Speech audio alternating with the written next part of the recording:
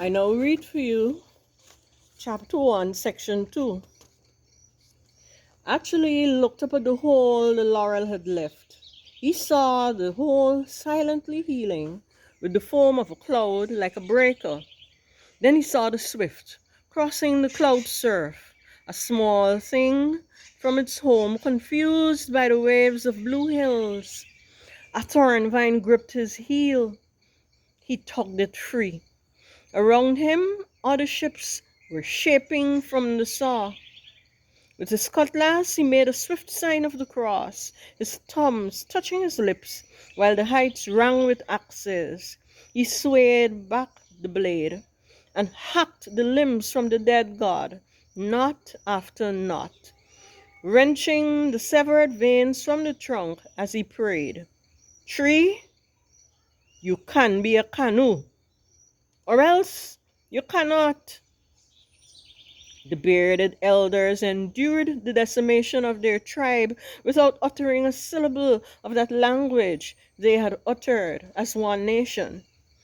The speech taught their saplings, from the towering babble of the cedar to green vowels of bosha. The bowflat held its tongue with the laurel canal. The red-skinned logwood endured the thorns in its flesh, while the arawak's patois crackled in the smell of a resinous bonfire that turned the leaves brown, with curling tongues, then ash, and their language was lost. Like barbarians striding columns they have brought down, the fishermen shouted, "The gods are down at last." Like pygmies, they hacked the trunks of wrinkled giants for paddles and oars. They were working with the same concentration as an army of fire ants.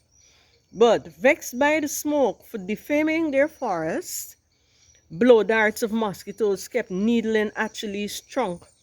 He frothed white rum on both his forearms that, at least, those that he flattened to Asterix would die drunk. They went for his eyes. They circled them with attacks that made him weep blindly. Then the host retreated to high bamboo like the archers of Arawaks running from the muskets of cracking logs routed by the fire's banner and the remorseless axe, hacking the branches. The men bound the big logs first with a new hemp and, like ants, trundled them to a cliff to plunge through tall nettles. The logs gathered that thirst for the sea which their own veined bodies were born with. Now the trunks, in eagerness to become canoes, plowed into the breakers of bushes, making raw holes of boulders, feeling not death inside them, but use to roof the sea, to be hulls. Then, on the beach, holes were set in their hollows that were chipped with an adze. A flatbed truck had carried their rope-bound bodies, the charcoal smoldering, cored the dugouts for days, till heat widened the wood enough for ribbed gunwales. Under his tapping chisel, Achille felt their hollows exhaling to touch the sea, lunging towards the haze of bird-printed islets, the beaks of their parted bows. Then everything fit. The pirogues crouched on the sand like hounds with sprigs in their teeth. The priest sprinkled them with a bell. Then he made the swift sign. When he smiled at Achilles' canoe, "In God we trust." Achilles said, "Leave it. It's God's spelling and mine." After Mass, one sunrise, the canoes entered the troughs of the surplice shallows, and their nodding prows agreed with the waves to forget their lives as trees. One would serve Hector, another Achilles. Third section of chapter 1. Achilles peed in the dark, then bolted the half door shut. It was rusted from sea blast. He hoisted the fish pot with the crab of one hand. In the hole under the hut, he hid the cinder block step. As he neared the depot, the dawn breeze salted him coming up the grey street, past sleep-tight houses under the sodium bars of street lamps.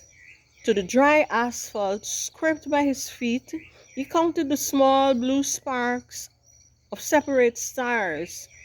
Banana fronds nodded to the undulating anger of roosters, their cries screeching like red chalk drawing hills on a board. Like his teacher, waiting, the surf kept chaffing at his deliberate walk. By the time they met at the wall of the concrete shed, the morning star had stepped back, hating the odor of nets and fish guts. The light was hard overhead, and there was a horizon.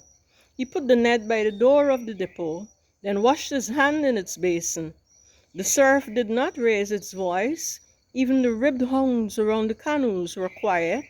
A flask of labince was passed by the fishermen, who made smacking sounds and shook at the bitter bark from which it was brewed. This was the light that actually was happiest in when, before their hands gripped the gunwales, they stood for the sea wind to enter them, feeling their day begin. That ends chapter 1.